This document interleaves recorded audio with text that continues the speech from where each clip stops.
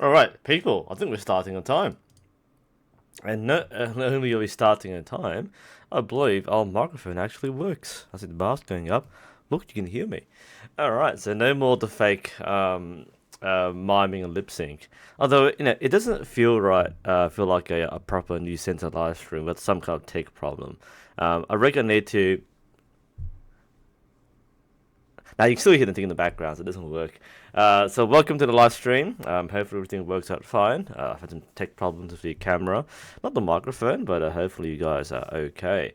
As we are coming in to, waiting for people to come in, how are we all? I know we are very excited, or some of us are very excited to see this live stream. I have been feeling honestly a little burnt out, not because of any archery specific reasons, or not particularly because, well, I guess the silver play button has changed my outlook on things, and being a big YouTube, that sort of thing. No. I have a few like very big projects which I want to get through. I've been buying a lot of history books on archery and historical warfare, and it's been very motivating to try and reach out to new topics and new fields. So I'm trying to compile various things to make good historical videos with proper research. But that said, I also want to shoot as well. So kind of been a little unbalanced. I've been kind of overworking at the club, and not really having much time to tune and shoot. And in fact, I'll share a bit of a not say a gripe, but the a thing on my mind which is kind of bumming me out. So I've been trying to push an overhaul of our club operations, and basically at our club we run every Saturday morning. That's when our beginner program, the come and try program, runs. The problem is that when people go from the come and try program, and they become members, they keep on coming at Saturday morning. And the problem is that nobody actually comes at any other point in the day or the week. We run for quite a few days, and we want to run for like Saturday and Sunday and run events and run training sessions, but nobody comes on any other time except Saturday morning. And I'm not sure why, because we don't promote Saturday morning as the day to come. Yet, because of that, people just keep on turning up. So we get on a really good day, maybe 15 beginners plus like 10 or so, club members who turn up, and there's simply too much congestion. So it's been a little stressful because it's for myself, for example, it's demotivating because originally we signed up for the club to shoot in a social environment, to receive coaching and training and support, that kind of thing.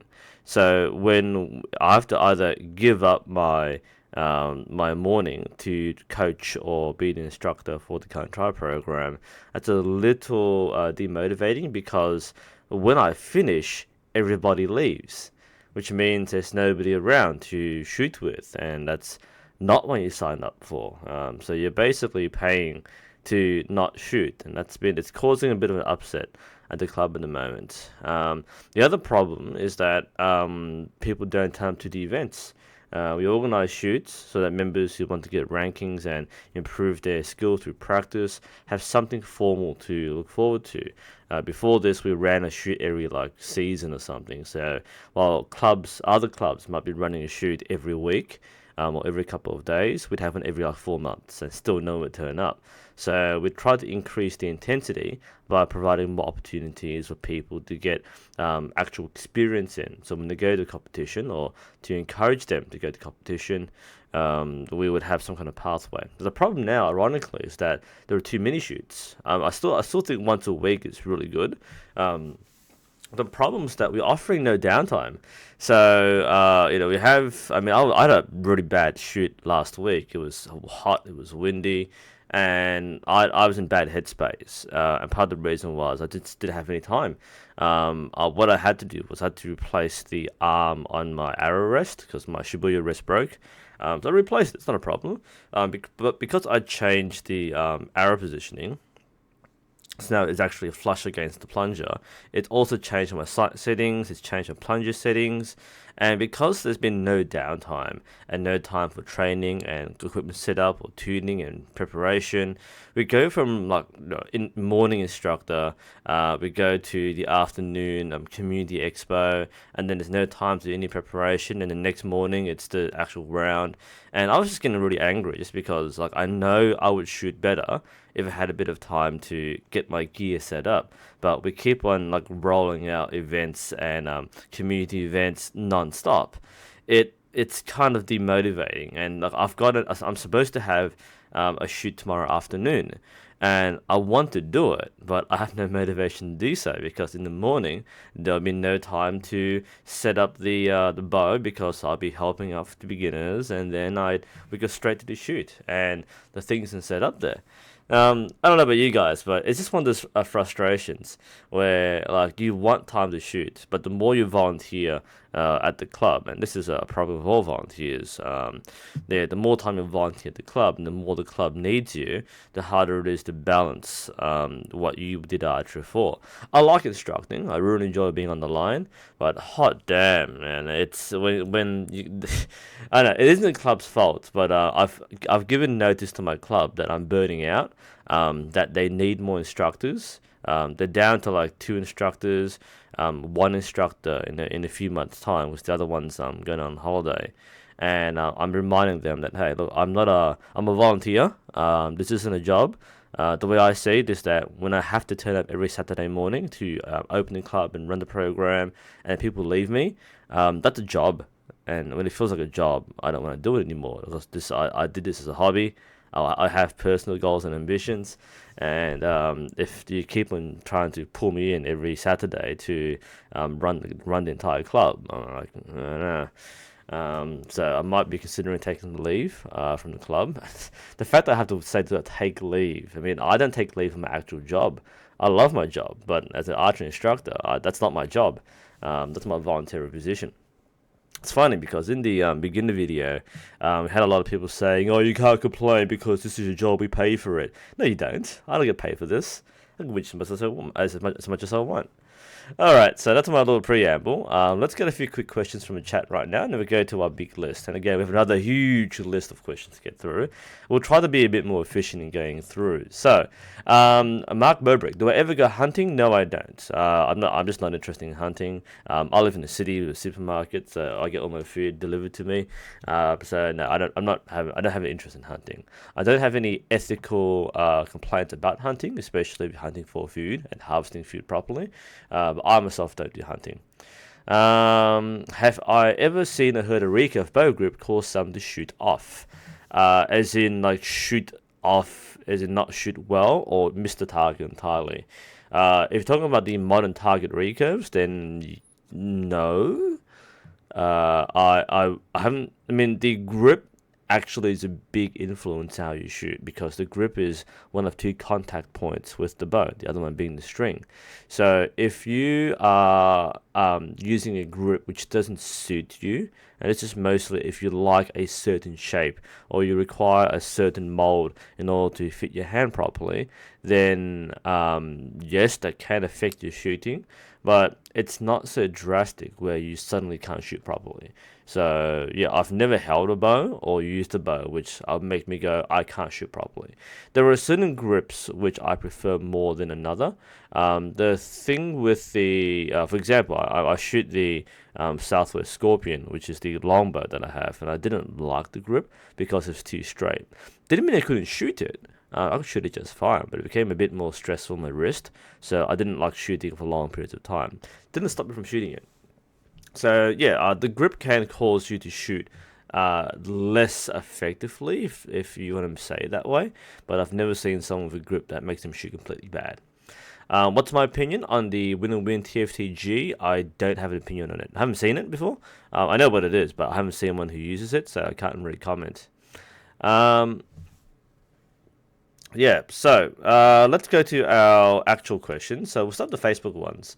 For those who are curious, yes, I have the Age of Empires wiki up. I am doing a video on Age of Empires 2 for the next Pop Shots episode. I actually have I've got 3 games recorded. I've got Diablo 3, which isn't exactly archery focused, but that's there.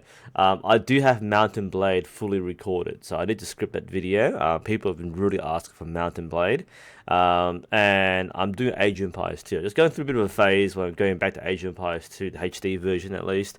Oh, by the way, Assassin's Creed 3 Remastered coming out like today or tomorrow. I'm not sure what day it is, but with Assassin's Creed 3 coming out, we might do a brief pop shots video. And it's not a really big part of the game, but it might be interesting to talk about North American archery, especially during that time. So that's pretty interesting. But I am preparing a video for Age of Empires 2, which should be awesome. What's this? Notice here, nothing important. Okay. So we have a few brief questions on the Facebook page, followed by like 30 questions on the YouTube comment side. So let's double check things. Okay, we look pretty good here.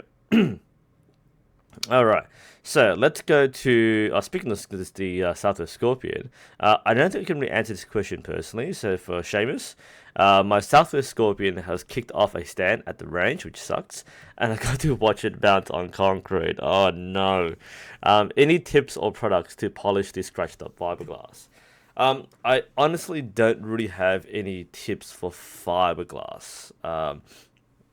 I mean, for wood, you might try things like beeswax. If you can use that as a, I mean, what you could do for wood is to like use sandpaper to soften it out and then cover it with wax.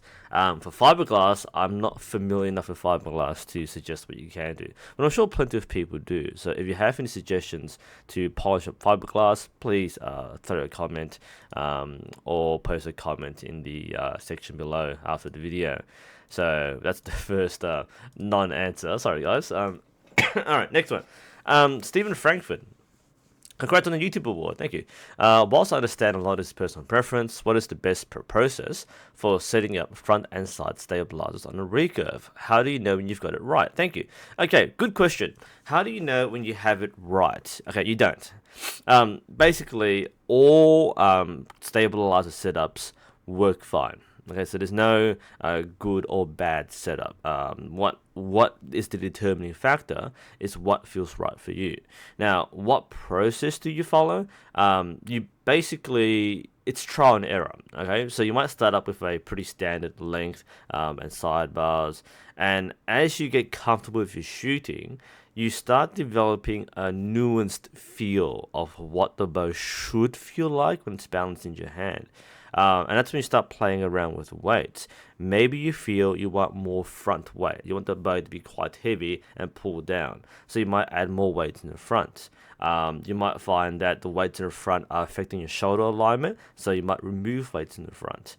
You might find that your bow cants a certain way or is unbalanced, so you might add weight or remove weight from the sidebars. So over time, when you shoot very often, and look, anybody can shoot with a standard V-bar setup and still shoot okay, but the point of personalizing your bow is it has to feel right just for you, and your particular preferences will dictate that process. So the process is you keep on shooting and you might try something different, and if you like it, you stick with it. If you don't like it, you change it. That's basically the process for fine-tuning your stabilizers.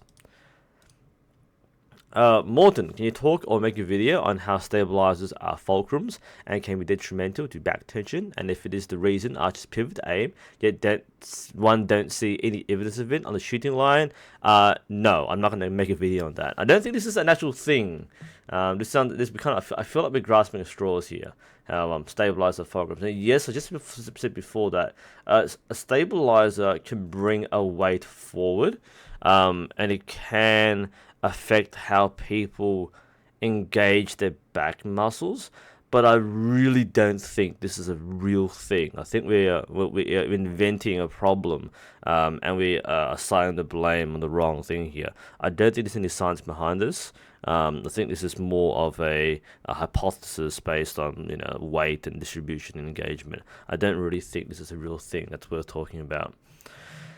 Chat has a couple things going on here. Xiao Paulo, I'm cross-dominant right hand and left eye, which bow to buy.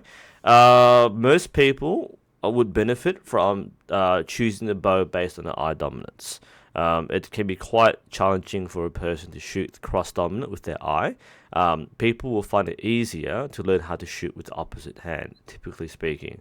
So if you couldn't try a bow, I would highly recommend you buy based on your eye, not your hand. A lot of people actually don't realize they're cross dominant, so they shoot really poorly with the correct handed bow, but they don't realize that they just can't visualize the target correctly because of the eye dominance. And I've seen many people at my range who are beginners use the opposite hand, their weak hand to shoot, and they shoot really well. And again, because you're not using heavy bows necessarily, it's more important to get technique and form correct. So he definitely learned good shooting. He actually shot really well when we gave him a left-handed bow. It was like magic. He learned the right thing, and then he switched hands, and suddenly, bang, he's really good. Ben, that was a question here. So going back to your previous question, you have a WNS Forged Elite with standard grip. Both myself and my go-to recurver have shot with 2 different sets of limbs, and both of us shoot left by half foot at 10 yards. My friend didn't notice the bow didn't feel right when he shot it. Ilya, wouldn't closing the cross dominant eye fix the problem? The answer is yes. People who have to shoot with the opposite eye can compensate by closing their closing their dominant eye. Now, the problem with closing your eye is that it causes strain on the user's muscles, the muscles in the face.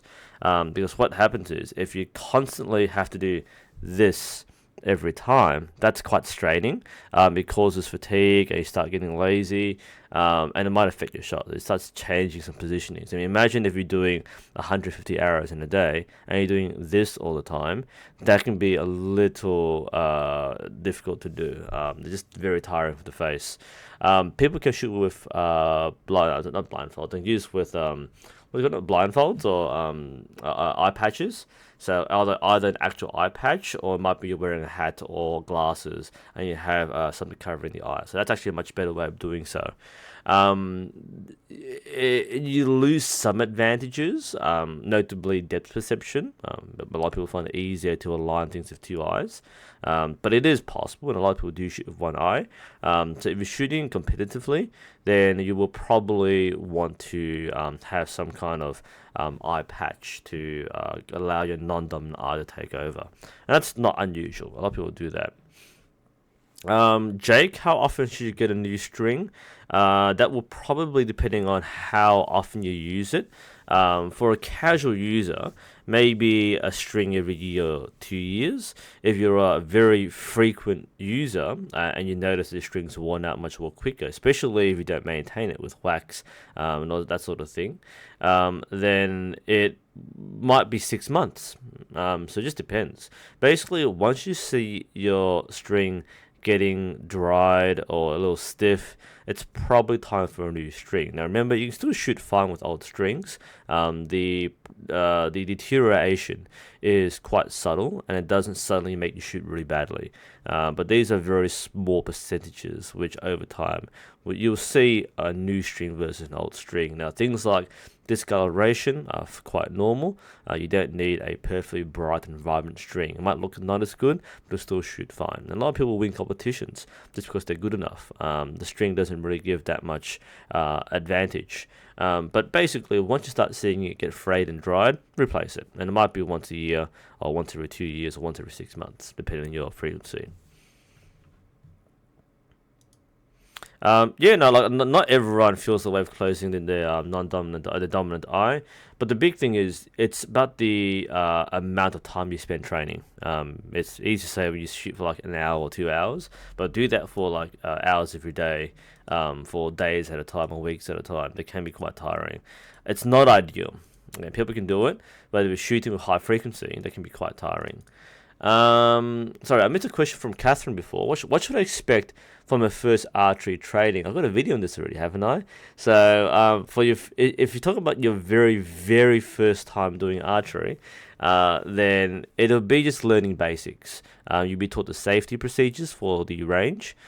You'll be taught how to stand, how to hold the bow, how to anchor, how to aim the target. So it's all basics. You can learn how to shoot within 60 seconds. That's my personal record now is I say, look, we have like 10 steps. I'm going to teach you something in 60 seconds and get you on target right away. So we teach you how to stand, how to knock, how to shoot, and you run target, and we'll fix you from there. Depends on how the club runs, or how the instructor runs their line. Some instructors are very formal and go for step by step. I tend to be quite more pragmatic. I mean, I deal with this so often that I don't really spend like half an hour making every single person feel like they're an expert. So I'd rather get people shooting sooner rather than later.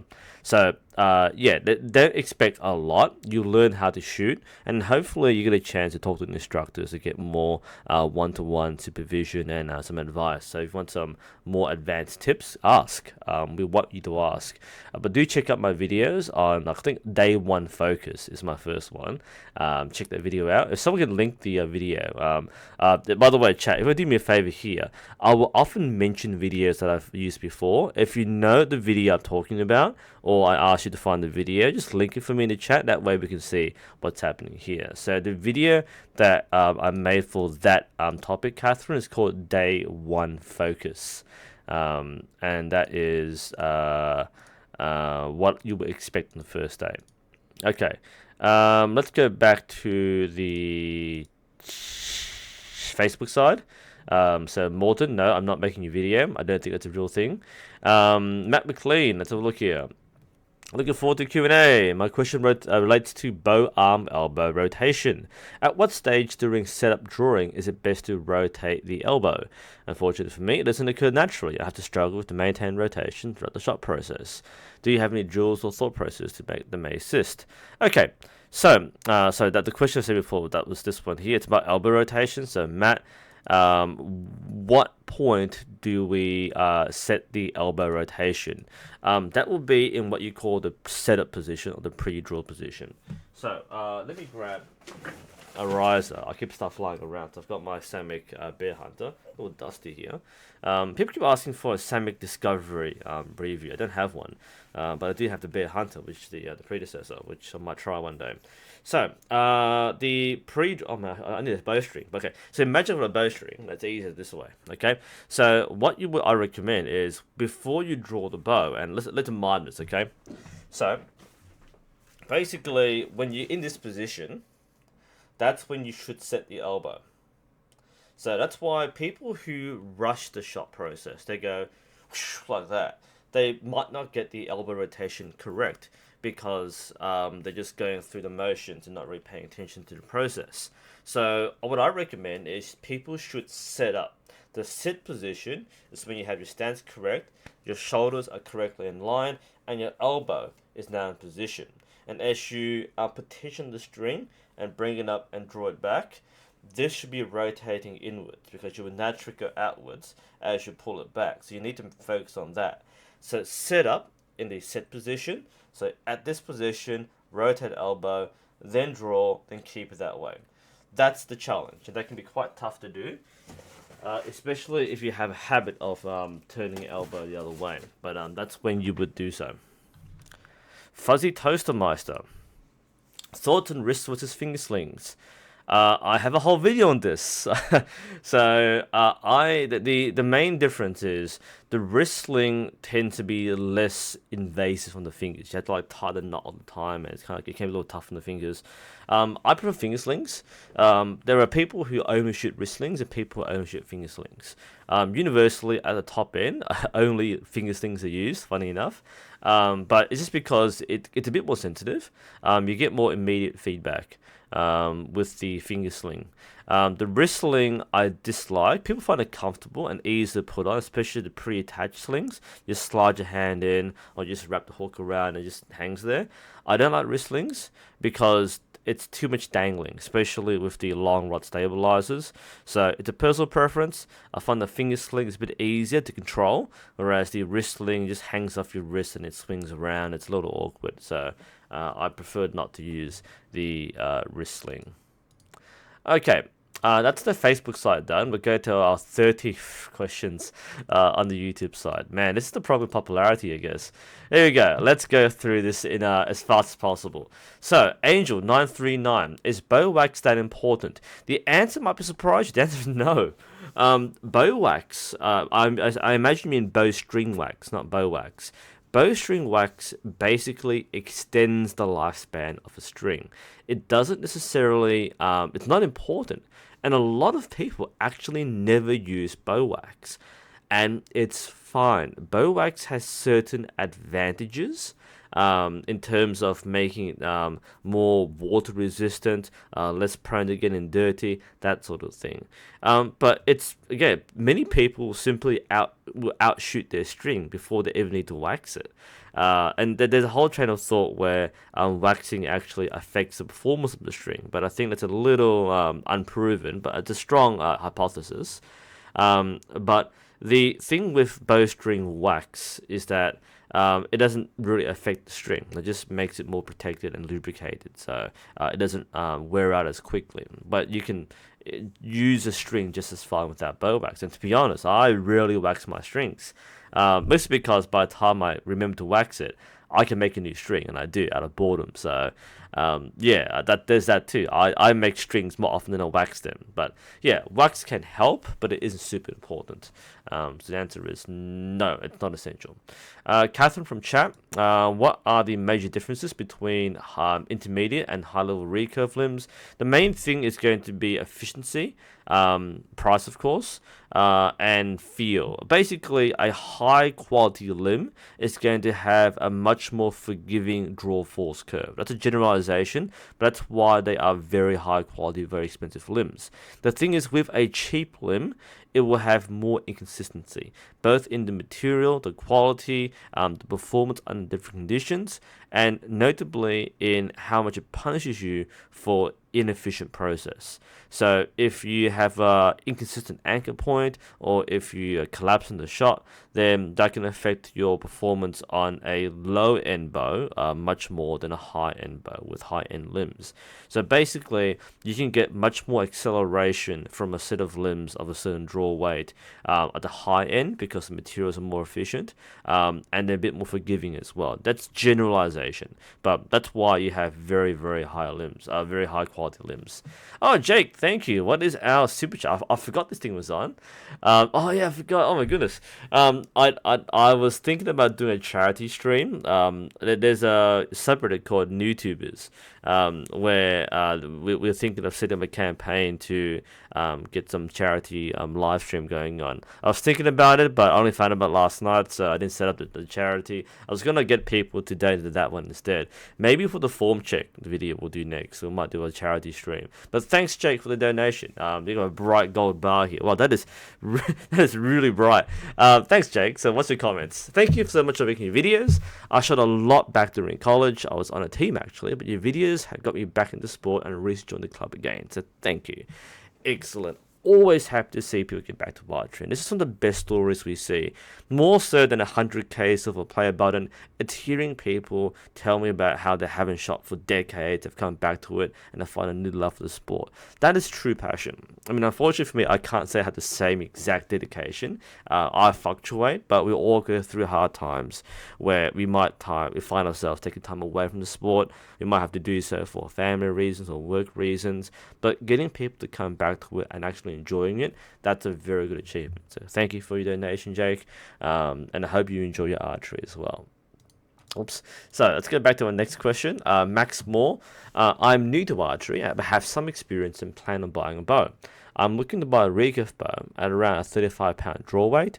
I'm fairly strong in late teens. Should I get this draw weight or a stronger, weaker draw weight? I plan to use them both for target hunting and target shooting, and not for hunting. 35 pounds is a little high. I mean, as a teenager, as an older teenager, 35-pound is manageable, and most adults can shoot 35-pound. The problem is that if you're doing target shooting, you need form and technique first, and 35-pound might be a little high. Now, for a teenager, and in fact for most adults, I would recommend a 25-pound bow, approximately there. 30-pound if you intend to use it for hunting or trad shooting, but for target shooting, 25 to 30, no more than 30. You'd be surprised how terrible we are at controlling our archery muscles. We are underdeveloped, and unless you already do things like swimming or rowing, you will also likely have a much weaker set of archery muscles. So I highly recommend you err on the lower side.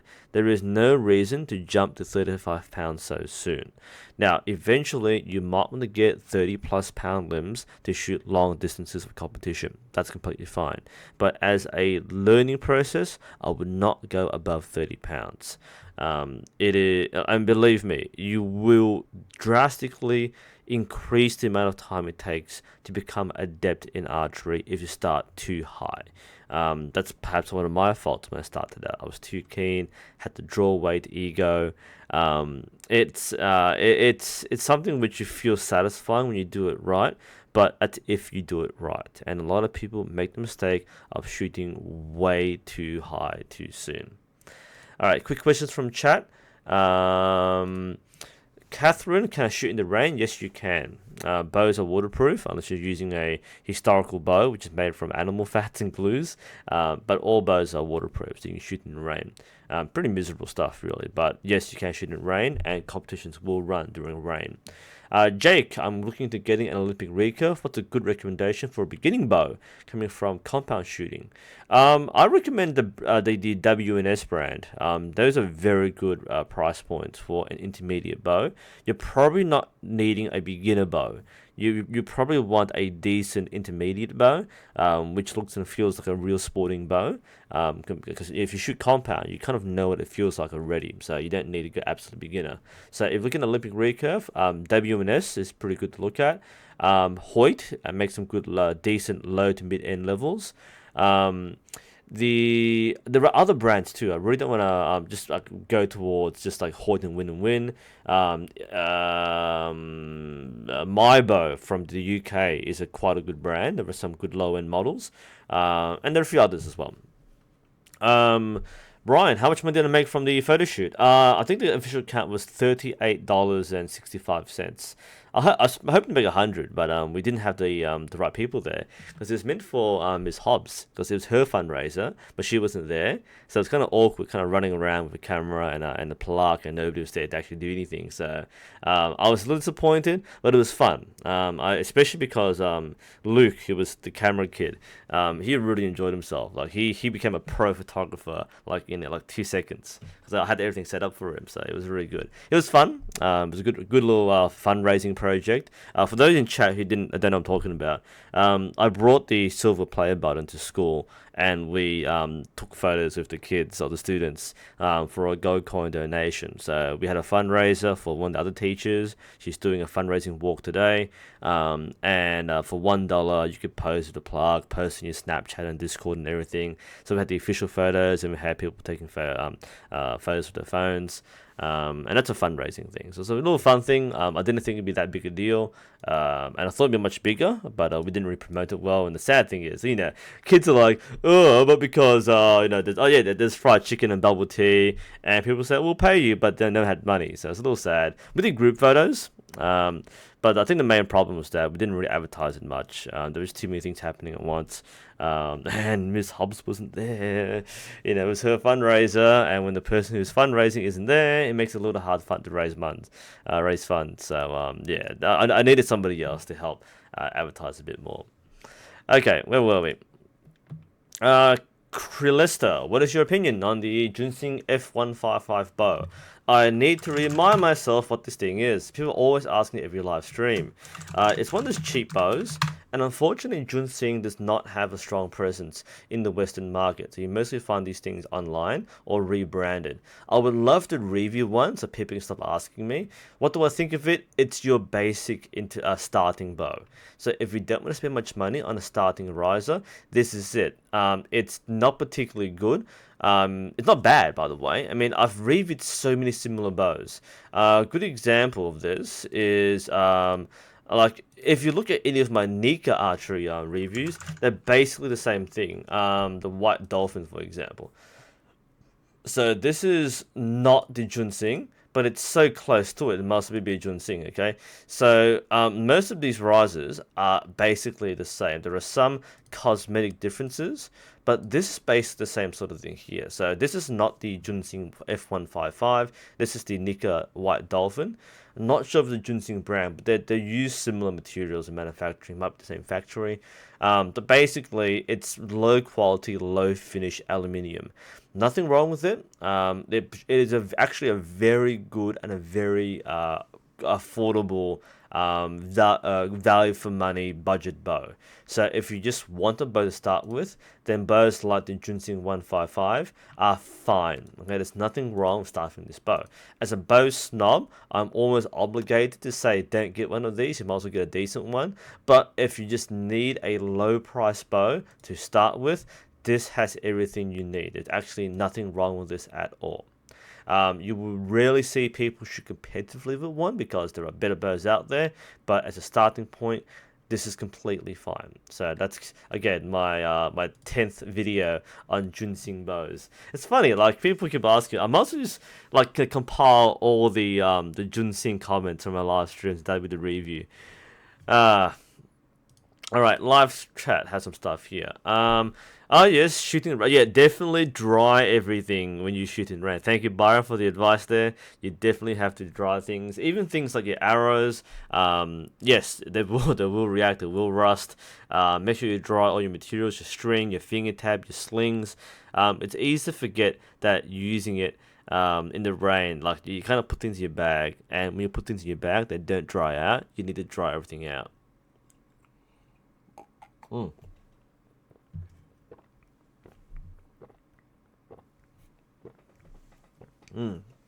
Oh, sorry then. A little Pepsi drink. All right. Yeah, thanks Eslix, by the way. So yes, it's a good first bow. You probably want to upgrade it. Is the Junsing riser, can be used with other brands of limbs? Yes, I think the 155 is IOF, so you can use IOF limbs with the Junsing. Correct me if I'm wrong, but I'm pretty sure it's IOF. Okay, next question. Aegis Claw. I'm struggling to get my arrows beyond 80 yards. The bow is a 47-pound recurve. I'm very close to the bottom of the sight bar at 80, but have to aim high beyond that. Shooting ACCs, which are a bit stiff for my bow. Due to this, I've changed the piles to 100 grain. Could it be that the arrows are too heavy?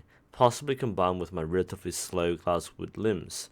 Would ACEs or faster carbon foam limbs be the thing to change? Okay, this is the interesting problem.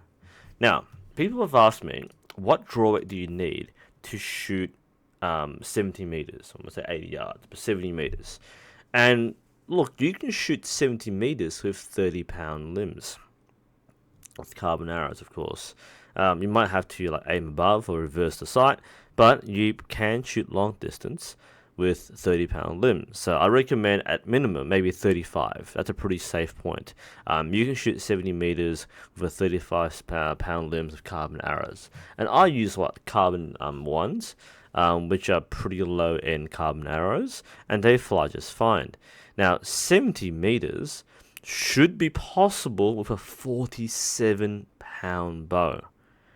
47 pounds is quite high. In fact, that's on the higher end of a competitive recurve shooter. So if a 47-pound set of limbs can't make 80 yards, I am wondering what's going on here. It might be technique. It's not the arrow weight. If you're shooting aluminium arrows, sure, that might be even like aluminiums at 70 meters. A 47-pound set of limbs should be more than possible. So something that doesn't feel right here. I might be missing something, but something doesn't feel right. Okay, I might be missing something here. These things can affect that Aegis. So if you are looking at, arrow weight can definitely cause an arrow to drop short, but if you're at the very bottom of your sight bar for a 47-pound recurve, that doesn't seem right to me. Now, another possibility, by the way, is is the sidebar centered? Because what people often do is, I need a visual reference here. I have a ruler. Okay, so let's say I've got my sidebar. There are a couple of things I might watch out for. Okay, so let's say we have our bow here, and we have a sidebar. So a couple of things to consider. If your sidebar is all the way out, that's a really cheesy sidebar, but that will reduce your effective range for sighting. This is very good for micro adjustment, but it also limits how much adjustment you have maximum. If you haven't already, try to decrease the distance of your sidebar. So it's more like this. That way you have much more maximum adjustment. So putting your sight pin down here will give you more effective range. That might be one reason. Another thing to consider is if we have the sidebar out here, for example, where is the vertical bar positioned? Now, if it's positioned in the center or even higher than that, which sometimes happens, some people will configure it that way for short distance shooting. That means you've got much less space down here. Now, by default, you might find that there's insufficient space here. So by putting in the middle, you might actually need to remove the vertical bar and give yourself and move it down, so it starts lower, but you have more lower thing down here. Now, one of the problems with that is eventually you get to the point where the sight ring goes in front of the arrow, which is really bad. You don't want that to happen. But if you haven't already tried adjusting the sight itself, options are move it closer or adjust the vertical bar. And in extreme cases, for long distance shooting, you can reverse the sight and put it on the other side and have the sight on this side for even more adjustment. It's a little weird, but it can work. But I am a little skeptical about why a 47-pound bow, why a 47-pound bow has trouble sighting at 80 yards. That's what I will explore first. We have a few live chat questions here. Gizmono. What's up? I was thinking about buying a horse bow. Is the cheap eBay version any good? Which one exactly? If it's a fiberglass one, it's fine to start with. I own quite a few of these. So if you just want a bow to try shooting Eastern style or thumb draw style, then there's nothing wrong with the ones above eBay or Wish. They're basically the same kind of fiberglass frame.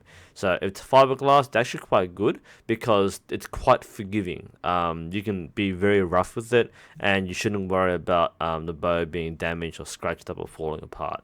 Are they satisfying to shoot? Not as much, but they're there to get you started. So they're actually not a bad idea. Again, that's why I have the Junsing or the Mandarin Duck Ching bow. I chose that as a very cheap and affordable starting point for trad archery or Eastern archery. But I even spent more money on the Istvan Toth, which is in a pretty budget level horse bow, and it's fiberglass. A lot of people don't like it, but it's the sort of thing where I don't mind being rough with it if I have to. So those things are pretty good. So yeah, they're good starting points. They're not great bows, but they're good to get started with. Jake, how much should I expect to spend if I want to buy intermediate to expert level Olympic recurve, including all the bits and bobs? I'd budget about 3,000 US, and that's being on the conservative side. Now, reason being that a top end, if you talk about like Olympic expert level, a top end riser will cost around, let's say, 800 US dollars. A good set of limbs, the top end limbs will be about again, about 700 to 800 US dollars. So that's already 1,500 US dollars just on the bow and the limbs and nothing else. A top end sight, which I always recommend, even for intermediates, might be around 200 US dollars. The stabilizer set, you can go cheap on that, but a good stabilizer set with good carbon construction might be around 300 for the set. The biter plunger button, which is almost ubiquitous with Olympic archery, is around $100, if even that. And then there are other bits and bobs. So even without the arrows are very costly.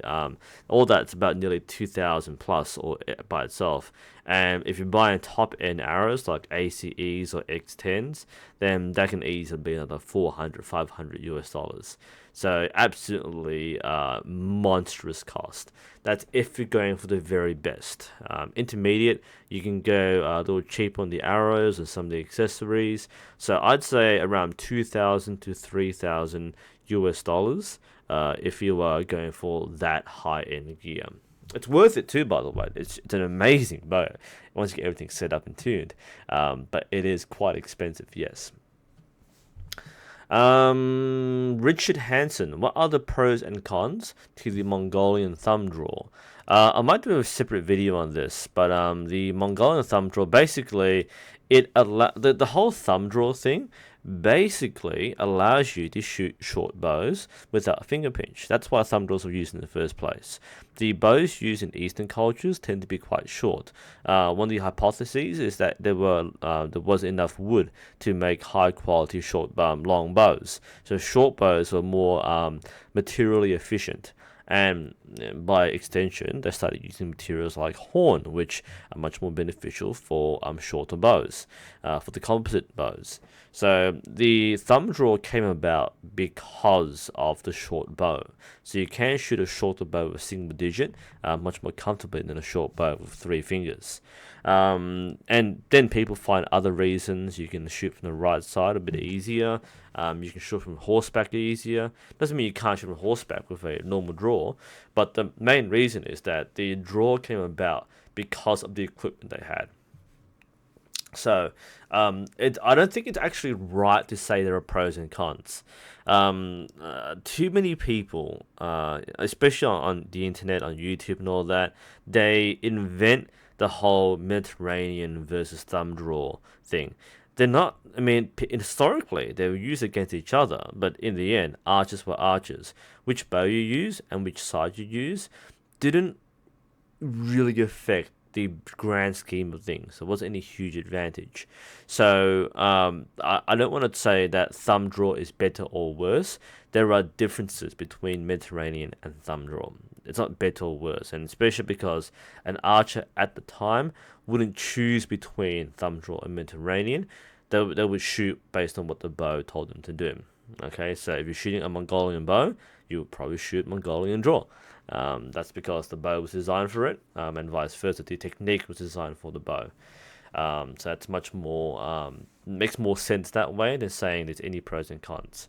There are pros and cons. I just don't think of them as pros and cons. We had some other things in chat. I think I missed before. Max, if I shoot at 70 meters and hit a 1, what would be a spot at the 18 meters range? I need a clarification on that question. If I shoot at 70 meters and hit a 1, what would be at a spot at the 18 meters range? I need help on this one. Max, you can clarify that question. I might have a go at this. Satan. My limbs on my takedown bow are making a creaking sound. Is that bad? Not really. It doesn't. It shouldn't, but some limbs have this trademark creak, so I wouldn't be too worried about that unless it's really annoying. Mossum, can you compare without a sight? Yes. Of course, there's a whole division where you shoot bare bow. If you're shooting without a sight against sighted recurve, it's kind of lopsided, but you don't need a sight to compete. Braingasm. My 1 month trial lessons ended and have decided to sign up at a local club. Is 15 month €180 okay cost? Yes, yeah. That's completely fine. I think that's a pretty good deal. Why 2 under is better than 3 under? The reason why 2 under is better than 3 under is because it keeps the arrow more in line with the arm. So when you're drawing an arrow, I don't have an arrow with him right now, but if you're drawing an arrow, ideally, and the proper way to shoot a bow is to keep things in line with the arm, right? So by going off center, not only are you imparting an uneven force, you're also imparting an uneven force on the bow itself. So people who shoot 3 under, especially people who shoot string walking bare bow, need to calibrate the bow so that the limbs are synchronized and work together. Basically, the 3 under method, especially string walking, can be very rough on the bow. And if the bow isn't set up for that sort of shooting, it can cause damage to the limbs, or it may impact the performance of your shots. But it is much more natural, intuitive, and more efficient to shoot with the split finger method of 2 under and 1 over. That's what's normally done. Alright, back to our other questions. Nearly been an hour, but we'll try and fight through the rest. I've done ages. Next form check. I've got enough videos for a form check, so I've got a lot of work to do for the next few days, but hopefully I will get a chance to do a live form check video. If you want to send something in, please do. I've got about 3 or 4 videos backlogged, but I need more. So the more you send, the more likely I am to do a form check. If there's only one person, I don't really do it, but it's like 5 people, sure, I'll definitely do it. Can I do a quick rundown on my current Olympic bow right now? Yeah, okay. The riser is Chase a Python. Geez, I might as well bring up a video, like what I'm talking about. Let's do a Python practice. That didn't really help. Okay, NUSensei. Come on, NUSensei. Yeah, a bit of views in this. All right, let's get a picture up. In fact, let's get to my my Instagram. You can probably see most of my stuff there. I barely use this thing, so alright, so we've got the thing up here. Let's have a look. So what do we have here?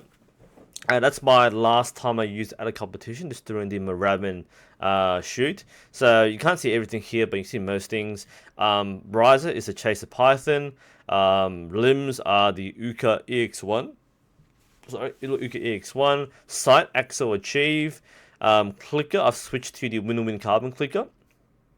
I like this better, by the way. It's a sharper click. The rest is Shibuya Ultima. That's the Doinka suppressor. V-bar mount. Extender. We have the Shrewd adjustable V-bar, the old one or the new one. The new title I haven't got yet. And we have Shrewd limbs. Limbs are stabilizers. These are the I can't remember what they were called. The Shrewd something. Someone remind me what it was. I currently use a default Cartel plastic ring for the sight as well. Arrows are carbon 1, Eastern carbon 1s. Yeah, the carbon 1s, yes, good. Yeah, that's basically it. Sorry, I blanked out. They'll use carbon 1s? I couldn't remember. Yeah, they're carbon 1s. Okay, back to our list here. Let me do the live questions later. Aguga, what equipment should I upgrade first for freestyle recurve? Depends on what you have. I can't really answer this question because it depends on what you already have. It could be a sight, it could be but I would say if you don't already have a good riser, get a good riser. Limbs can wait, but a good riser will make everything better. So if you had to choose one thing, it'd be a riser, but it depends on what you already have. If you have a bad sight, I'd go for sight first, to be honest. But the riser is what I would recommend first. Can I buy you one? No. JJT, it was the best way to convince your significant other. Yeah, you need to buy new gear. I had to get them into a sport to understand you need to get new gear. Okay, there are a few ways to do this. Sorry, what am I doing here? That's the wrong thing. Yeah, so before that, yeah, equipment, like I said, for Aguga, depends on what you already have. My duck, I can't buy you a bow. JJT, how do you convince your other to get to why you should spend money on a bow? Okay, one way to approach this is that a long-term investment into a new bow means that you're not going to spend any other money, because bows are a one-off purchase. Unlike many other hobbies which are ongoing, where you have to spend money all the time, bows are basically a one-off purchase. So one way to think about this is to convince your significant other that this is a long-term purpose, but also a long-term investment. It's a one-off, long-term investment, and you'll probably never buy a bow again, at least for another 2 years. But don't tell her that. So one angle is it may be $1,000, But that's better than spending $100 for 10 weeks, because that $1,000 might last you for 10 years. In terms of trying to get your other into the sport, if possible, bring it to the club. If the club has beginner sessions or bows for hire, or someone can lend you a bow, do so. Like get your partner involved by bringing them to the side. You don't need to buy a bow unless you don't have a spare bow, or you don't have a club with a spare bow. In which case, you could buy even a cheap beginner bow, which is like $100. That might be a way to get into the sport for most people anyway. But yeah, my justification would be that, look, all hobbies should have some kind of investment. And if you explain it this way, it would make some more sense, all right? No matter what hobby you choose, you're going to invest something. If you're going to cook, you need to invest in cookbooks and ingredients and tools. If you're going to do like scrapbooking or crafting, you need to invest money into crafting materials. If you're going to do things like dance, for example, or art, you need to spend money on classes or lessons or the tools and equipment. So everything will require investment. There are very few hobbies you can do for free. You need to get something. Even things like, watching Netflix, that costs money. But what's better, staying on a couch and watching things that very dull, dry, and boring, or getting out there and being physically active using a bow? So there are many ways to justify it, but I would start with it's a much better long-term investment. It's better than some things. It's cheaper than some things. And if you convince it that way, I think that would be a nice, reasonable approach to convince people. But hey, I don't have a significant other to convince, so I can't really verify that. Okay, back to live chat for a bit here. What do we have? Sorry. Jake again, do you have levels of archery trainers where you live? In America, there are 5 different levels. Yes, we do. We have a similar thing. I know the American system has 5 levels. We have 4. So, we have 5 technically. So we have a level 0, which is not mandatory. So the way we work in Australia is we have level 0, which is a course intended for non-archers. And this might be school camps, youth camps, PE teachers. So people who don't normally do archery might have an optional level 0. The content is the same as level 1, but level 1 assumes that you are an archer in an archery club. So level 0 is a community instructor. Level 1 is club instructor. We run the Come and Try program. Level 2, which is what I am, is club coach. So you have the knowledge and experience to do things like tuning and more advanced form training. Level 3 is regional coach. So that's basically your regional coach or the regional expert. You might be called on to do different workshops and seminars at different clubs. Level 4 is high performance, and that's the national level. We don't. The thing with the American one is you can have a lot of level 4 coaches, but in Australia, level 4 is our highest. So we have one high performance coach. I think you can be certified without being a national coach, but basically you're a national coach. You're a high performance coach. You might be a personal elite trainer for Olympian, or you might be a national coach. That's basically what it means. With the first 2 levels, you can get that through a basic instructor course, and then you can acquire a higher level, like 1 to 2, with enough hours and years of experience. Whereas 3 and 4 are case by case, so you have to apply to the board to have your credentials reviewed. That means additional training. That means a lot of experience. Can there be issues with pinching with 2 under? Usually no. Pinching normally happens when you have a bow that is too short. That means there's a sharper angle on the string. So yes, if the bow is very short, you will experience arrow pinch.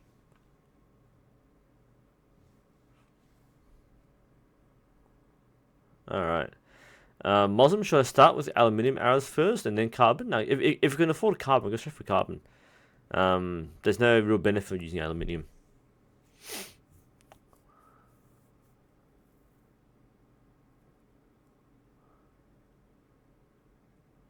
Wood arrows, Richard? Huh. Not really. I don't really have recommendations of wood arrows.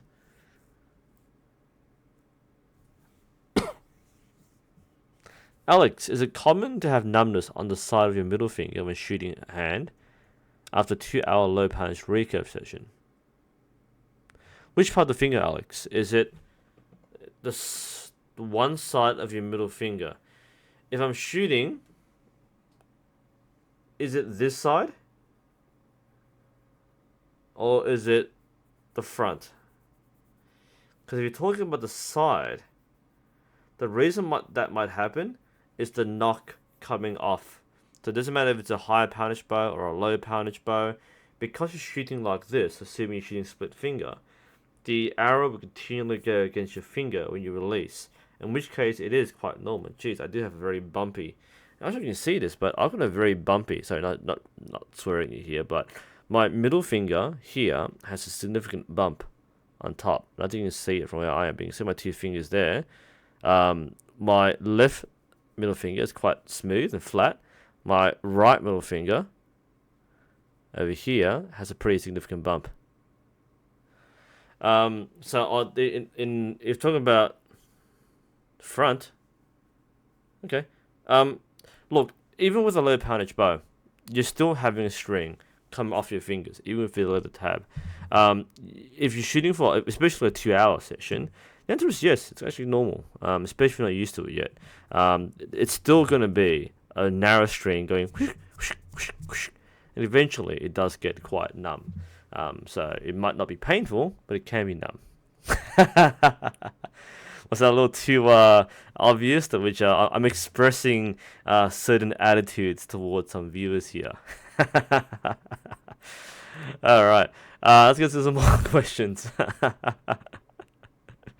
Oh my goodness, there's classic movies here like, oh geez guys, I'm not sure what to think of you. All right, where are we? Where can I buy Chinese and Mongolian bows? What kind of arrows do I need for them? And can I use a wood riser for an Olympic recurve style bow? Okay, so let's go backwards. Yes, if you're shooting with sight and stabilizers, you can use wood risers. Most wood risers do have bushings drilled in so that you can install stabilizers and sights. The answer is yes. Now, where can you buy Chinese Mongolian bows? There are several companies and brands which sell them. If you're buying off Alibaba or AliExpress, that's one way to get cheap entry-level bows. But if you're going for more of the luxurious or the more specific stuff, I would firstly highly recommend, if you're ever buying, what am I doing? Yes, if you're gonna buy bows and you need brand names or you need reviews, I highly recommend Armin Hermer as a channel. All right, his channel is one of the best growing channels in terms of Eastern style shooting. He gets a lot of very good bows from different manufacturers and companies. I recommend that you check out most of his stuff here. I know most of these companies already. I've managed to review some of them, but Alibow is a good brand. I recommend, by the way, Cinnabar Bow. They have some of the best Chinese bows. Mongolian, that depends on the thing there, but the Cinnabar bow, I mean, this is what I use, the Ming Moon 4, that's what I use. So this is what you would get. There are also other things, but they have many different brands here. So you have Mariner, Spearman, Raptor, Tyran. Taurus is a cheaper brand. Oh, the Elong Archery Mong Yuan, I've got one of these. So yeah, like there are places like Cinnabar Bow sell lots of good gear as well. So lots of good stuff. I highly recommend Armin Hermer. I really want him to grow as a channel. He's getting there. That's quite significant actually, 17,000. I think he's outgrowing Grizzly Jim. Because Grizzly Jim makes like a video every like 3 months or something. He's making a video every few weeks. Definitely. Hey, Chamaki. So these are types I want to cover, but he's so much better at these things, and it's been so much improved. Highly recommend this. Hey, the Nika Archery takedown. I did that too. The Raptor, I got that. Okay. Anyway, very much recommend his channel. I'll leave it here for now. But definitely check him out when you get a chance to. More questions from chat here. Are you into 3D archery? I personally am not, but how common is it? it's not uncommon. The problem is that in a city, it's very hard to find a 3D course. Now, in Australia, we do have an entire organization for it. We call it 3D AAA, or the 3D Archery Association of Australia. So there were three main organizations. There's Archery Australia, which is the target world archery sort of thing. There's ABA, the Australian Bow Hunter Association, which is pro for bow hunting, and those are the guys which might do more field shoots. And we have the 3 AAA, and they're the ones who do more 3D shoots. So it's not unpopular, but it's a bit hard to find a club, especially in the city, which does 3D archery. Let's see. Oh, thanks, Ilya. Oh, okay, interesting. All right. That's I got your message by the way. Yeah. That's fantastic. Interesting. I wouldn't mind a shirt. I'm going to have to do a shirt out again. I keep on saying shirt outs, but now I've got this silver play button on a 100K channel. More shirts would be a good thing. If you have a club or a shop and you want to send me a shirt to kind of feature on the channel, I'll be very happy to wear the shirt. I'll do that. I'll do the announcement at some point before I forget. Okay. Max, I don't know what round you were shooting, so I don't know how good a 450 is. But I can't answer that question. And if people say I shoot number, what does number mean? Depends on your round. Is it a standard round? A standard round is 600, right? So that's 450 out of 600 is competent. It's not bad, but it's competent. It's okay. Is shooting a shorter compound bow without a release head viable? I mean, you can shoot one, yes, but they're really made to be shot with release aids. You can, nothing wrong with that, but yeah, you probably want to shoot. You want to capitalize on the advantages of the compound equipment. Okay. So I'm just looking at some questions there. All right, next question. We might end the live stream in about 20 minutes, I reckon.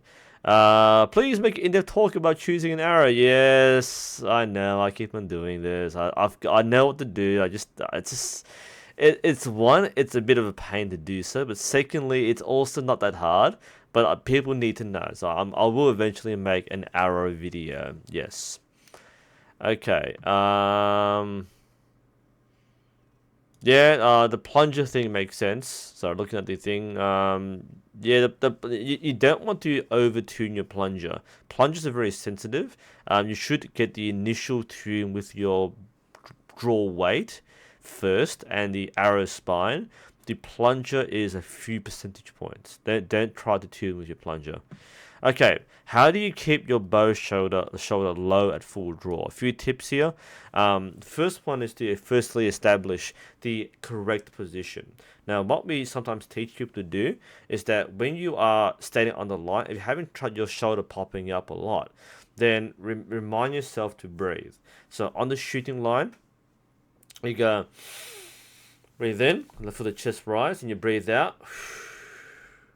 And the position of your shoulders after you breathe out is where your shoulder should be. And your arm should not need to go above this. So people go, whoa, that's too high. That's more like it, see? So you remind yourself firstly of where the shoulder should be. Rest. And then you set up. And then you don't go past this point, okay? So that's how you get your shoulder alignment. Now, some people will have a popping shoulder because they're leaning backwards. So to compensate, you need to tell yourself to lean forwards. Often you actually don't lean forwards, but you're compensating because you actually are standing straight. So you might think lean forward, be a bit more aggressive in the shot. When you pull back, you actually balance out. So you're really going to feel the shoulder being in place there. If it comes up, just try to watch your stance and posture, but just remind yourself, up there. That's what you want. I've got archer's knobs. Yes, that's very much a hallmark of being an archer. I can't hide that, unfortunately. Okay. How did I find about archery and how did I start it? Basically, there's a club next to my workplace. My friend told me there was. I didn't believe him. And then we went and there was, and now I'm the club president, coach, etc. So that's a long story short. What's it like being famous? Oh, DP, that's a good question. What's it like being famous? I'm not sure if I sound famous, but I have some celebrity status. Okay. Real talk. So it's kind of nice, but also overrated because I'm not a YouTube celebrity. I'm not PewDiePie, crying out loud, right? So, but in my circle, all right, and this is I think Charlie or Elia in the chat they had a good point. Like people know you. Take problems. Oh, I'm sorry. I always do this, but I keep on smacking the webcam. I have a very sensitive. That was the weirdest thing there. That was like, whoops! You didn't want to see me do that on camera. So I should have a whole sensitive beep thing going on here. Right. So where was I? Yeah, the thing is that people know you, and that's what I find most impressive. Like people who you wouldn't expect to know you or know about you. Now, on a low scale, like even at my club, not everyone knows who I am, and they know me personally, but they don't know about my YouTube channel. So it's kind of a weird, surreal disconnect. I go to the club and maybe one person's seen the video. The other 30 don't even know I have a channel. But I'm getting invitations to like teach in Europe. People want me to go across the water to New Zealand. People are welcoming me to run seminars. I got an invitation to attend the Festival of the Sword, which is a HEMO event, not to present, but just to attend it. And that's the thing, right? When people know who you are, they want to seek you out. Elia in chat right now is a good example. He's from Germany. He was visiting family here. He dropped by to see me, and or the club at least, not necessarily me. But that's the thing. Like people actually go out of their way or try to go out of the way to try and get to know you. So being a celebrity in this sense, it's kind of weird because in my everyday life, I'm a teacher. All the kids love me already. So I'm already a celebrity, and you're already famous because everybody knows you. But because I'm exposed to so many people on a regular basis, it's not so much that impressive for me. But like I said, the thing with the celebrity thing of being famous or being YouTube famous is that people who you don't expect to know you do. And I used to tell myself, I'm sure these Olympic shooters and coaches probably don't know who I am and don't care. Because why would like a Brady Ellison watch me? I don't know if he does. But when I get like World Archery saying, hey, can you make a video for us? I go, oh, sweet, World Archery, nice.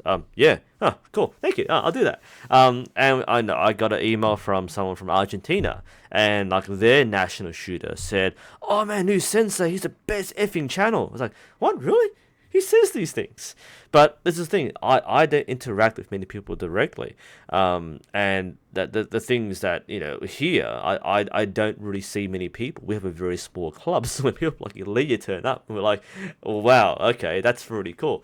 And it's funny because you would think that someone who appears as a #1 search result on YouTube would have more mass appeal. I mean, you're probably surprised. The club's such a small club. Like most people locally don't know me. That's the funny thing. So we have like worldwide fame, but not local fame. Most people don't know what I do. And I think I like it this way because I like this secret guy who's like, like by day he's a teacher, by night he's a celebrity, that sort of thing. It's a lot of fun, I guess. I mean, you wouldn't really, you wouldn't really, like boast about being a celebrity, but it comes with a lot of life experience, I think. So if you take it the right way, it's quite interesting, but you don't let it get to your head. Ego is your worst enemy there. Fuzzy Toaster Meister. No, it wouldn't be a boxing match. It would be it'll be probably like a HEMA match or something, right? Where Shadow versus says, "Look, leg slips." Funny, I've been trying to watch all the memes with Shadowversity in the HEMA community. It's quite funny to see how much they hate him. All right. Anyway, where were we? Stuff in chat here. Beginner recurves under 200. Chat, you know what to do. Recommend what I recommend under $200. All right. I did this aerial live stream. Help Polish out here. Tell them some brand names. Buff Squirrel, why don't we see string silencers at competitive level? Why do you need string silencers at a competition? Firstly, a well-tuned bow isn't that loud. Secondly, you're not scaring any animals. The reason why string silencers aren't used is they slow down the string. That's actually part of the reason why you have string silencers and vibration as well. You don't want to slow the string down on an Olympic bow, you want faster strings. So it's kind of counterintuitive. That's the reason why. Stuart, you're thinking of going to Braybrook for the $20 noob session tomorrow to give archery a try. What club am I president of? Stuart, I'm the president of that club. So yes, we run tomorrow for $20. What's the weather tomorrow? If it was, the other weather's pretty bad actually. It's either windy or rainy or stormy or cold.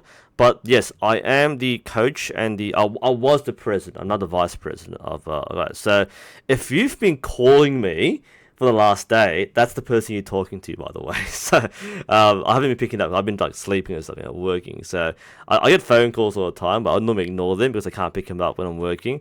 What the hell? Tomorrow, oh, that's today. Wow, today we've got a high of 28 degrees Celsius and a low of 8. What the, well, Charlie? When you're talking about like Aussie weather, what the hell? That's extreme. So it'll drop to like 8 degrees Celsius. I mean, that's like not that cold compared to other countries, but that's like, wow. Okay, that explains the temperature. I mean, I don't feel that cold here. But tomorrow it's 15 degrees, which is quite chilly. Scattered showers and yeah, 15 degrees. That's not too bad. The rain's gonna hit at around 11 o'clock, so stay dry. Hopefully, we'll still run during the rain, by the way. But yeah, it's a little miserable. The best thing about rainy days is that people don't turn up. Alright, I like busy lines, but when it starts raining, people like don't turn up, so you have the whole line to yourself. We had one of our guys. He was like he was the only guy to turn up. So we basically we gamble. We're like, who has the balls to turn up in the rain? And normally when people turn up, the rain stops. And they have the entire range to themselves. We have like a one-on-one session with me, and you get like 6 months of training in like 60 minutes. A lot of fun there. But yes, Stuart, that you will probably find me if you go tomorrow. I'm not rostered on tomorrow to be the instructor, because there's 2 of us rotating. I do every second week. But that's funny, Elia. So look at Elia, for those in chat. He's from Germany, and like he's come from Germany to Melbourne, where it's like 35 degrees in like the morning, and by afternoon it's like 20 degrees. So it's like, what's going on here? It's wearing like shorts and a t-shirt. That's funny as. But yeah, so Stuart, yeah, I'm not rostered on. I normally take time off because I'm burning out as a coach right now. But I might be there. If you go, I go. So people want to come for me, I'll be there. I might appear later on because I like sleeping in. I'm a teacher for now, loud, right? I'm gonna wake up early on Saturday morning, but we'll see what happens. No, I might do some shooting or tuning here. But yes, that club is my club. It's a pretty cozy thing there. It's worth it too. We run our sessions differently. Most clubs kind of have a very formal session. It's quite impersonal. We have small numbers, but we have a very intimate program, especially when I run it. Again, I'm not rostered on tomorrow, but I'll probably hang around. Okay, that was pretty interesting. How often do you flex check your carbon arrows? I flex check whenever I suspect I've hit an arrow. Either if I've shot like wood, for example, and hits the target frame, I'll flex check it. Or if I have made contact with an arrow. And this is more often with short range shooting, like 10 meters or 30 meters. If you hear a clack and you're grouping like this, definitely check. But in normal usage, I have no reason to suspect any damage. It's mostly when I think I've hit something, I'll check for damage. Alright. Man, I'm having fun here. Alright, let's get them. Are we halfway through the questions? Yeah, oh, crap. Okay. Vic Wiz, not so much a question, but could you give tips on how to keep the arrow phone file off the shelf? I've made like a few videos on this, but I feel like I have to re-emphasize again. The key to keeping the arrow from falling off is to keep the back of your hand flat. That's the key. So people will knock the arrow off when shooting trad because they will start clutching their hand and forming a fist, and you start seeing knuckles. Okay, that's the first sign of like someone knocking the arrow off. People say, "Oh, you should spread your fingers out." Yes, this helps too.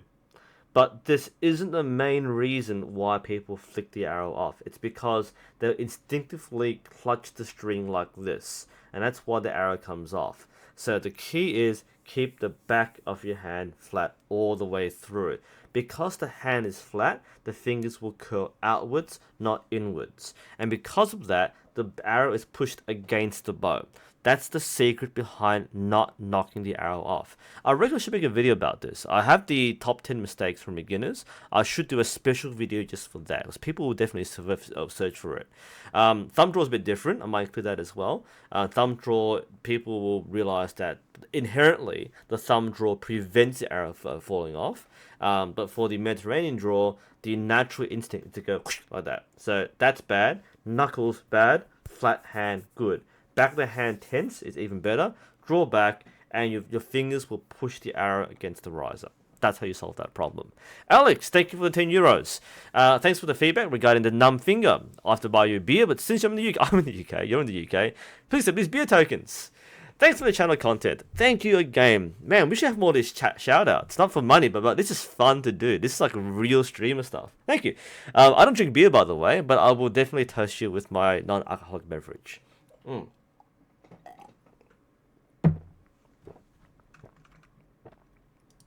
Strong stuff. Okay. Arabia Sweetwaters. Wow, nice name. Thank you so much for your awesome channel. Thank you. And your Q&As about archery. I have a question regarding arrows. Oh no, I had arrow questions. Okay. Wait, hang on. Wait. I have 31-inch aluminium arrow shafts and 30-inch carbon arrow shafts that I shoot with my recurve. The 31-inch aluminium shafts, I know this question, use 5-inch plastic fletching from years ago, and you find it really hard to find replacements. The 30-inch carbon arrows use 4-inch plastic fletchings, which are easy to find. Does size matter? Could you use the 4-inch fletchings on your 31-inch arrows? The answer is yes. So, very, very brief thing here. Basically, the larger your fletchings, the sooner it corrects in flight. So, larger fletchings means more stability and sooner. Narrower fletchings will not be as stable, but they'll have less drag, so they have better performance over distance. That's the simple version. So, at a certain point, you don't need big fletchings. Small fletchings are just as fine. Now, can you use the 4-inch fletchings on your aluminium arrows? The answer is yes, absolutely. Like I said, a larger fletching will have more stability and correct flight sooner, so you have like more accurate, more stable arrow, but it will affect long distance performance. So yeah, that's what you consider. 4 inches are just fine. They're interchangeable. It won't affect the arrow in terms of you can't shoot it. It's actually completely fine. Oh, by the way, Stuart, if you want to get a review on what happens in the club, ask Elia in chat. He was here last week with us. So we had I think of the people in chat, I think Elia is the only one who's actually been, and me, who's actually been at my club. I'm not sure if anybody else here has. If you have Finn in chat, Finn normally checks this out because it stays up late. Finn's been there once. I know Charlie, you've been there. I don't think anyone else has been actually at the club to shoot. Is that Pepsi? It's Pepsi, yes. Pepsi, if you're Filipino. Alright. Max, I might have missed a question before. My coach, this is interesting, is always telling to draw from the bottom up and do a half circle with the elbow. Bottom up, is it this half circle? Are you talking about this half circle? If you're talking about this is actually good. It's called the angler draw. I've got a video about this. Someone can link it in chat. The angler draw is actually an efficient way to draw the string. So there's a linear draw which goes straight back and has you might have a bent wrist and it goes straight back. Angler draw, you've got a bent outwards and you tend to go around like this. That's actually quite a good draw, and more in line with what people teach in North America using the NTS system, which is invented by Casey Lee. So angler draw is a different variation of drawing the bow, where you're putting more load on this part of your arm and then coming around like this. So if you're talking about that method, that's actually pretty decent. Now, drawing from the bottom up, I think is not very good. The convention for modern target archery is to raise the bow first, then draw it back. And you might see different variations where, especially Koreans, they'll go halfway and then they'll draw it back. I like this one too. I've been doing this a lot more recently, but this to me is my preference. So, mostly bow goes high and you draw back. The semicircle, the half circle, if you're doing that, can be very good too. I'm not really fond of going upwards. That tends to load on the wrong muscles, or it tends to put pressure on the rotator cuff on the front shoulder. Doesn't mean you can't do it right. I just don't like teaching. I normally train people out of it. Okay, if people are doing this at the club, I'll tell them you should lift the bow first, because that's usually a bad habit to get into. Horizontal, so yeah, to talk about this way, yeah. If you talk about like that way, that's kudo. As Ilya will point out, that's kudo. That's completely fine. I mean, like, by the way, Ilya, you have to tell me about your kudo's journey. I did kudo once, and it was one of the best things I've ever done. Like, it really got me thinking about like Asiatic archery and Japanese archery. But it was just funny seeing, like, you gotta do this, you gotta like hug the tree, you gotta like do that, and you gotta do that. It's really fun, actually. I want to do it again one day. What I might do is, cause like I mentioned to you lady before, we do have a local club down the university nearby. I've only been there once, but what I might want to do is go back now that I'm a big channel, and people want to find out more about Kudo, and they want me to cover Kudo. I might arrange like a special session, and I'll drop by and actually film them doing Kudo practice. I've done it myself once, but I haven't shot the bow. And in fairness, I don't want to be that kind of the BuzzFeed drop-in expert when I start shooting Yumi without any expertise. To be fair, I reckon I could probably shoot a Yumi fine. I mean, I know I shoot thumb draw already enough. The glove I haven't worn before, but it's not something I haven't used before. So we've learned how to hold the arrows. Can I do it well? Not really. Can I sit in a kneeling position for half an hour? No. But it would be fun to do. It's mostly I want to cover the topic. Whether I do it myself or not would be different. But that's definitely the idea. Okay. Yes, I agree, Alicia, by the way, yeah. Straight line, like the thing with Kyoto, it is so much about straight lines. The thing that people should be careful of Kyoto, and not so much the people who practice it, the people who commentate on it, is that Kyoto is not a martial art. It's an art, but the martial side is a bit different. Because Kyoto is derived from the same kind of school of Zen as the tea ceremony. So it's like a tea ceremony with bows. That is pretty cool. But it's not a combat form. So, for example, when people talk about, how do you actually use it in combat, Kudo is as much a combat sport as modern Olympic archery. It's derived from historical archery, but itself it is a combat form. It is a meditative ceremonial form, which is meant for ritualistic purposes. And each part of the process is meant to represent part of the pathway, I guess you can call that. So yeah, as Lee is saying, it's very choreographed. It's like dancing. Every archer on the line, every kudo on the line is meant to walk in a certain pattern. They're meant to use their feet in a certain way, looking at the ground like a feet in front of them. And everything is very ceremonial. So you're waiting and taking turns. It's not meant to be a free shooting session. So that's why people need to be careful about Kudo. Not because it's a bad thing. It's actually a very good thing. But it's not meant to be something you would do if you're training for warfare. That's a completely different discipline. And there are schools in Japan which teach military archery. There's it's basically, I think it's called kumiyumi. There are different schools of this, but kumiyumi is more akin to the battlefield archery. So one day I'll cover an actual thing about Kudo. Mostly I'm debunking the common myths. Not to teach it, but the common myth is that Kudo is the archery of the samurai. And samurai archery, yeah, I mean, the samurai did kind of invent Kudo, yes, post-samurai era, so after the Edo period, but it's not Kyujitsu. That's one of the big differences. But that's a different topic. I'll dance around the history of Kudo and Japanese warfare at some point. Anyway, let's clear up a few more questions. Help me. Scoliosis and kyphosis can come shot. I am unfortunately not medically aware enough to know what these things are. If someone can tell me what they are, I can Google it, but not right now. I am not entirely sure. I want to find out what these things are. If someone can tell me, we can probably commentate. So chat, if you can find out scoliosis and kyphosis and tell me what it is, I can provide more of a commentary. All right, 5. What are the differences between the size of arrows? Which one does it suit best? Okay, I need a video on this. Basically, the numbers you see, these are for aluminium arrows. Carbon arrows are a bit different. I need an arrow, but I don't have an arrow with me right now. Okay, I have instead something, a proper analog. I have a freaking straw. Here we go.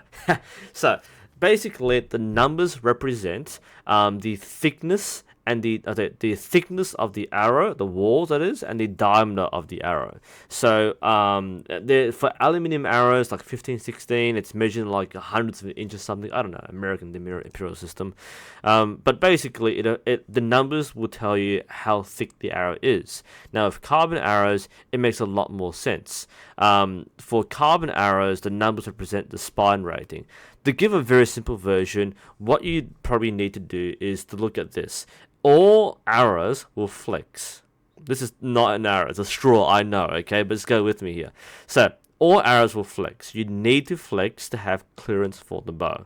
Now, the numbers will tell you, in a roundabout way, how much flex there is. And basically what you do is to match the spine rating, or the flex of the arrow, with the bow you use. That means that not every arrow will come out of every bow correctly.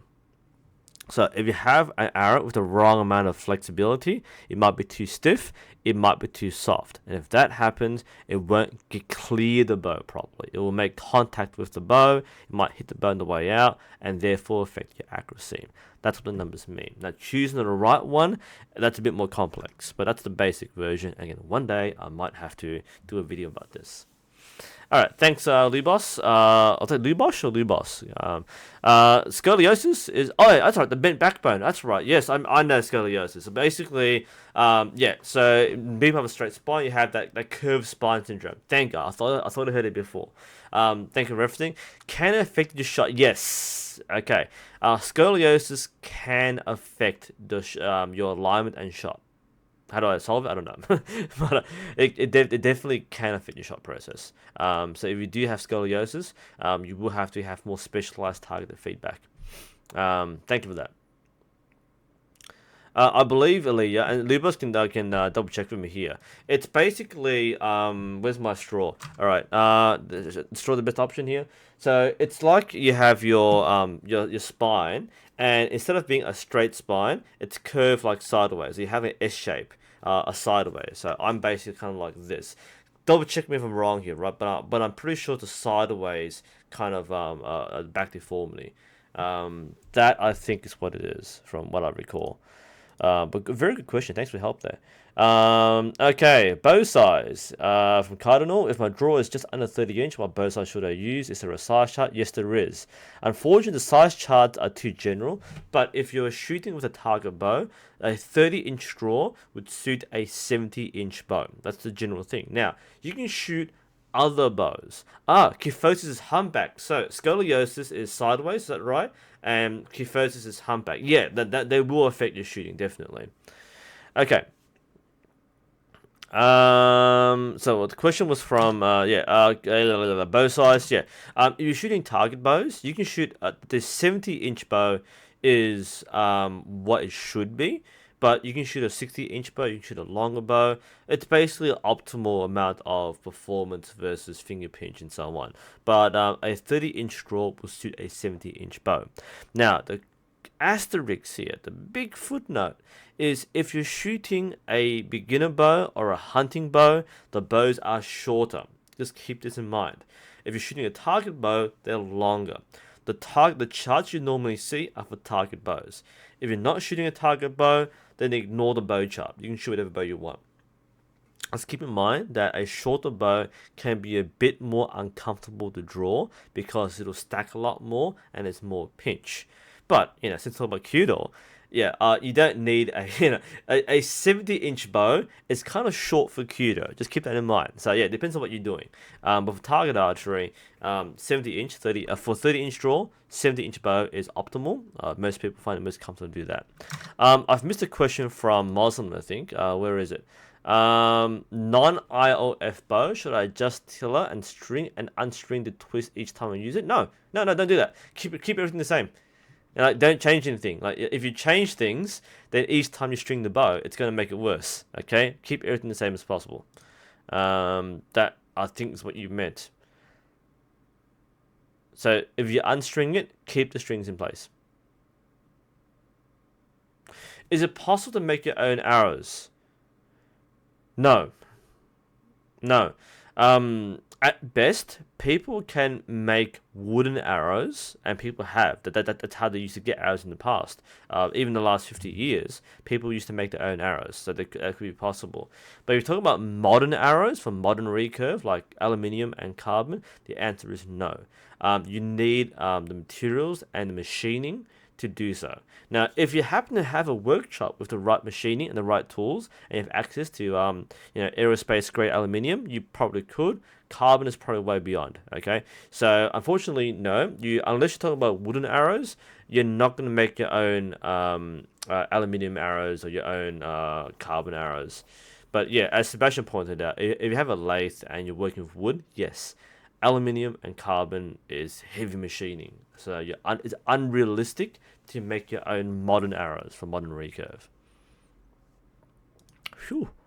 All right, we're doing well here, and very few tech difficulties. DRS, what is creep or creeping, and how does it affect your shot? Oh my goodness, there's so many good questions. Creep can refer to two things. Creep can firstly refer to the string stretching out permanently. So we're talking about string materials. There's stretch and there's creep. All strings have a certain amount of stretch.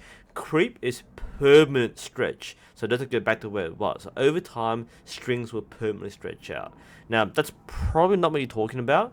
The creep that people talk about when shooting is when you pull the arrow back.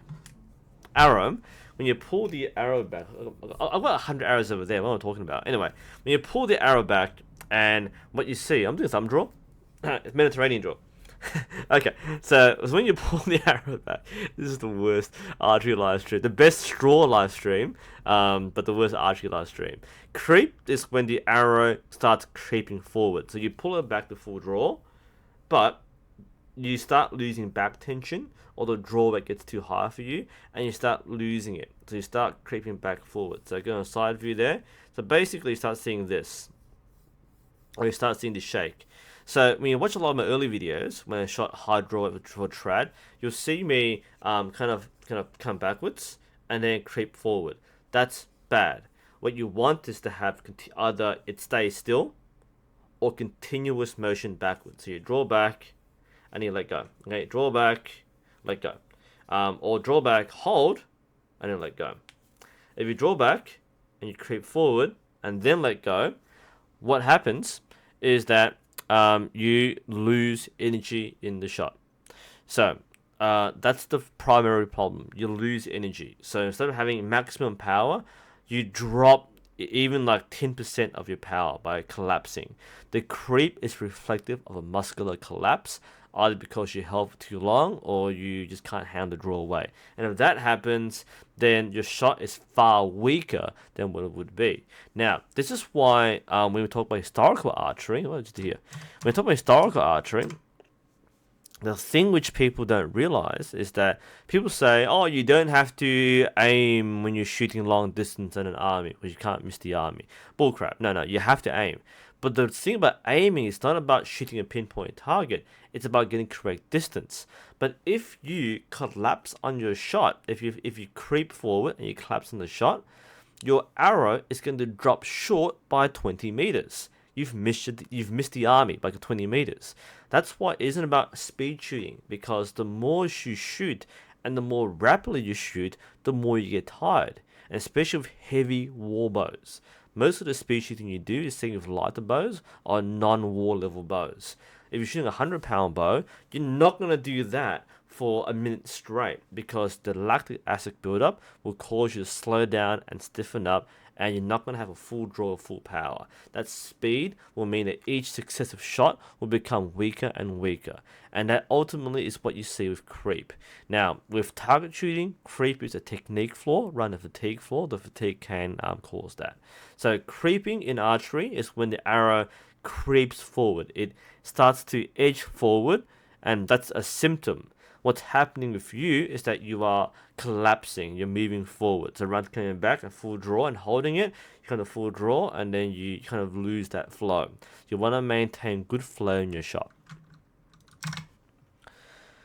I'm running out of time here. So I'm doing archery for 5 years. You can't see it hit a single bullseye. 3 of my arrows missed a target in a row. It's my release. How can I break myself out of that release?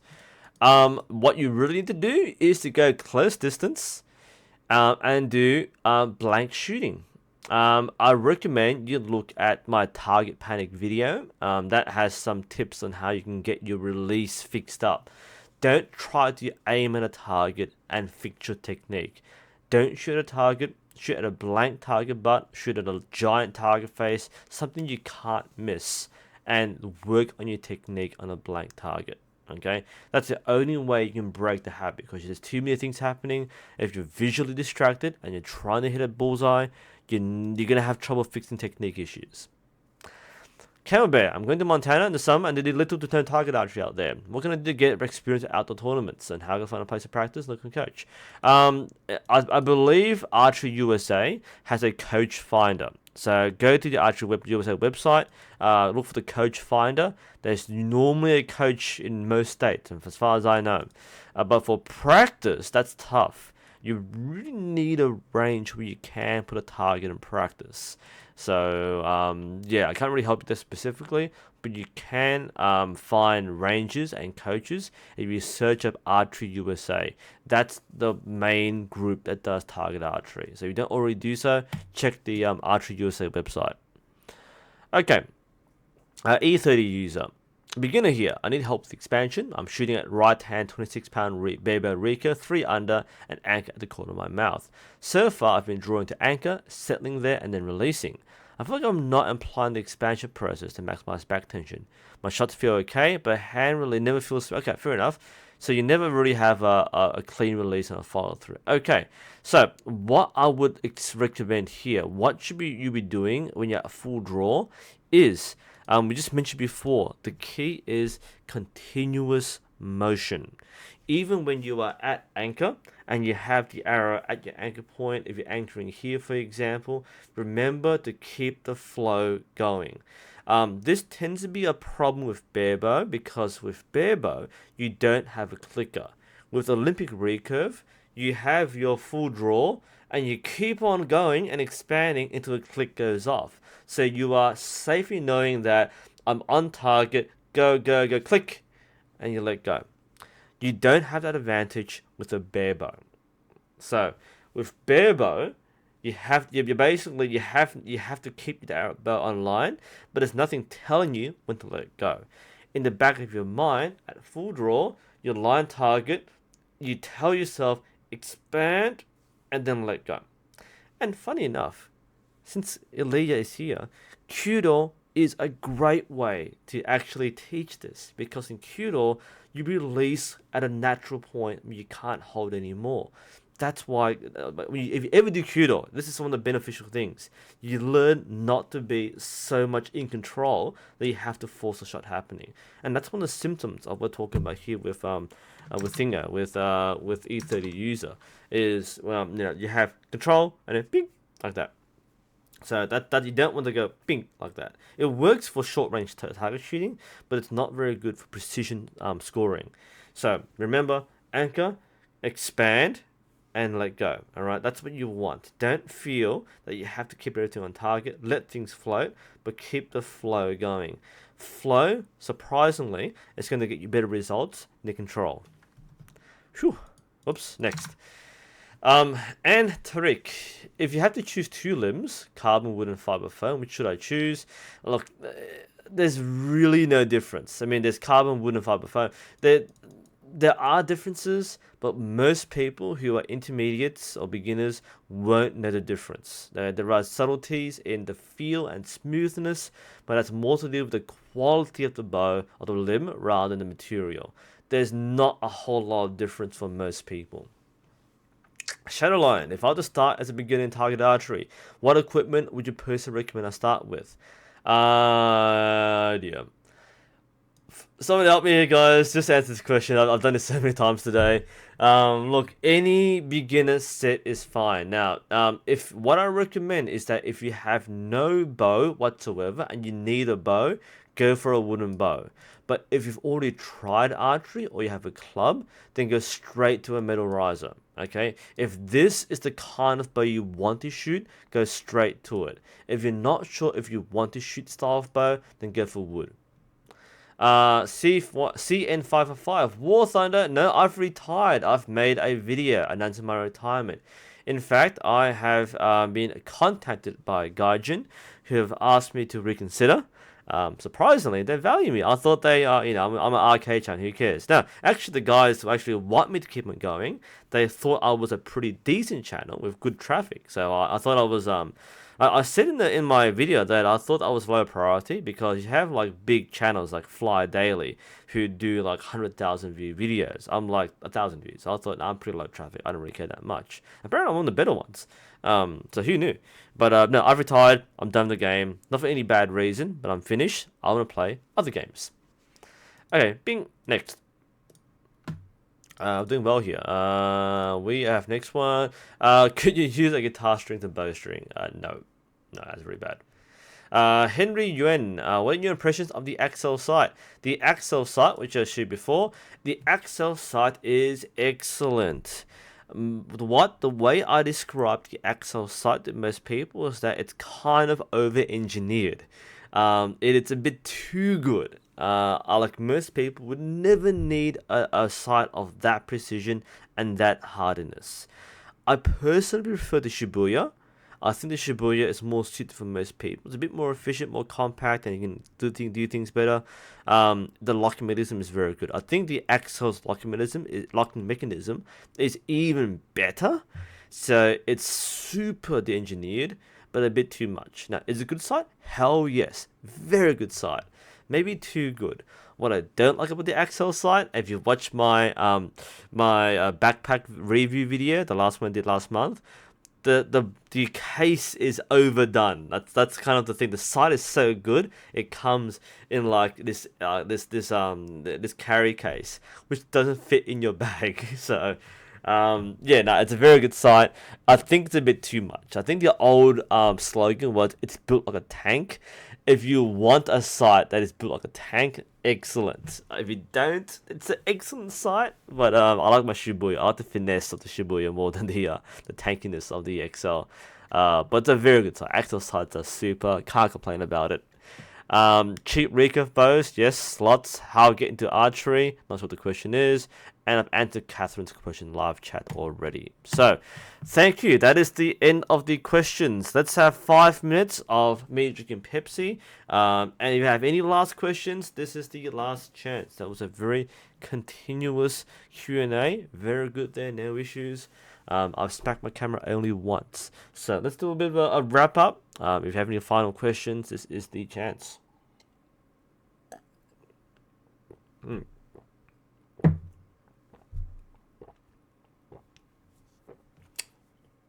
I see we have a very good keto discussion happening in chat right now.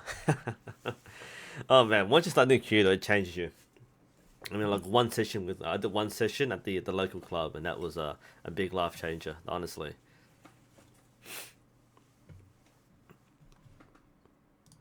Alright, I want to finish off my Age of Empires 2 video at some point. Gee, I'm nearly done. I might not record tonight. I might. I need to like play more games. That's what I should do. Yes, I'm going to research by playing games. Life's good sometimes. I reckon. I wonder how popular would it be, right? Because my pop shots videos aren't that popular compared to my other videos, but they're kind of curiosity videos. How long should a bowstring last? Should last for years. If the question is, where did your string snap? Was it the loop or was it the string itself? That's the big part there. If there's no external damage, the string can last for decades. And we have strings that if you watch my string maintenance video, we compare like a 20-year-old string and a brand new string, and the old string works okay. It's a little brittle and dry, but it works okay. But it looked ugly. I had to like remake all the strings. It looked so bad. A two-piece takedown bows for Asiatic. If I get one. Now I do have the Elong Mong Yuan. That's a takedown bow. Probably not what you're thinking of. That's more like a beginner bow. But you talk about like the Mariner bows, like the Ming bows, which are takedown. I would love to, if I get one. I haven't shot my Ming bow yet. That's a great bow, but I haven't shot it yet. But definitely, if I ever get a chance, I would love to do so. And what I'm hoping that over the next year or so, capitalizing on my celebrity status as a YouTube archer, I'm hoping that by covering more Asiatic shooting videos, that I get a chance to use more Asiatic bows. In fact, some people have mentioned at the club that we should get more Asiatic bows to teach people thumb draw. Now, we are a target club, so we meant to teach target archery, but we do have. Well, I mean, how many people in Melbourne shoot Asiatic? Like, now nobody can teach people. People turn up to my club with their like Chinese bows, and the best thing is we talk about Gao Ying, we talk about historical archery. There aren't many places. I mean, I know there's a school in Sydney, Maidan, that teach. It's a branch of a European school, so Maidan started in Europe, and Maidan opened a branch in Sydney, Australia. So they do have a school there, where it's a very popular school, and they had Mihai Cosme there recently. I wish I was there actually to learn from him. So an amazing experience. I don't think we have anything like that in Melbourne. We have more Kudo schools. We have like one or something in Melbourne, or maybe there's more in the city, I think. But the Melbourne Kudo Kai is based in Footscray, so it's nearby. But we don't have Asiatic schools, so it'd be nice to be that source of information for people who want to learn that. Any tips for very tall archers? Ask Ilya. He is very tall. if you saw if you wonder who he is, like if you see my video for the silver play button, he's the photo of him. He's like that tall compared to me. I'm very short, by the way, but he's also quite a tall guy. So ask Ilya. I'm not the best person to ask. He has the same problem actually. In fact, he literally just bought a bow, Max. So he got a bow which is 25 pounds or 22 pounds. He draws 28 on his fingers. So yes, I think Max, you and Aaliyah would get along very well. That's great. Okay. Oh my goodness. It was so good meeting Charlie or Aaliyah on the line last week. The first thing I noticed wasn't his height; it was his t-shirt. He was wearing the Path of Exile shirt, and that was like, I haven't played the game. That should be one of my next episodes. Is the Path of Exile.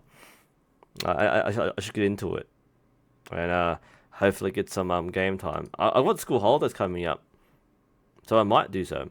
I'm sure I'm Asian. What do you think? I am the perfect average Asian height. I'm 5'4". Okay, so like when you see me shoot, I'm like a tiny guy compared to most people on the line. People don't realize this, but I put my camera down low to make me look bigger. I'm actually a pretty short guy. Like I said, as an Asian, that's a pretty average height, but compared to most Europeans and Westerners, I'm pretty short. You don't really realize it, but yeah, that's the case. But I'm over it now. It's okay. I make fun of my students. I'll say, hey guys, you're that tall. That's as far as you get. Okay, I reckon we'll wrap it up there. The questions have dried up, so we've had a lot of questions today. These get better and better. So again, again, thank you for joining me for the Q&A. And for those who are joining late, if you made this far, then congratulations. I will be doing a form check live stream hopefully next week. I've got quite a few videos lined up from the last few months perhaps. But for you, if you want to get your form checked, then feel free to email me. Official email is in my YouTube channel. Well, feel free to send me clips. So if you want some feedback, I'll be happy to do so. Thank you all for following. It's been a lot of fun today. A lot of stuff happening in chat as well. Lots of good topics too. And of course, if you have any ideas, let me know. Again, thank you all for watching. Enjoy the rest of your day wherever you are. Take care. As always, aim for your best.